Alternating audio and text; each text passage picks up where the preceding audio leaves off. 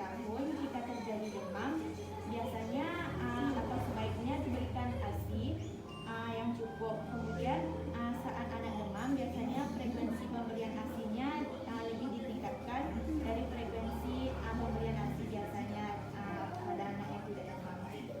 Mungkin itu saja penyuluhan saya tentang penata laksanaan demam pada anak kali ini.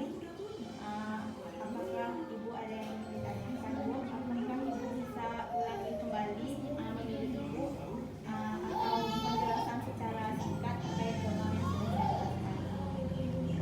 Itu cuma berbeda pertanyaan kan anak demam. Kalau biasanya ibu kan nggak pakai ASI gitu, Ini untuk digendong. bukan ASI. Oh, iya.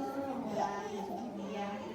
Jadi kalau anak ibu demam, dia pertanyaannya agak sedikit lah. Itu kalau seandainya kita memakai ke pengasihan obat apa nggak apa-apa, obat dari bidan. Dia kan ya masalahnya kan anak ibu kan masih kecil gitu kan.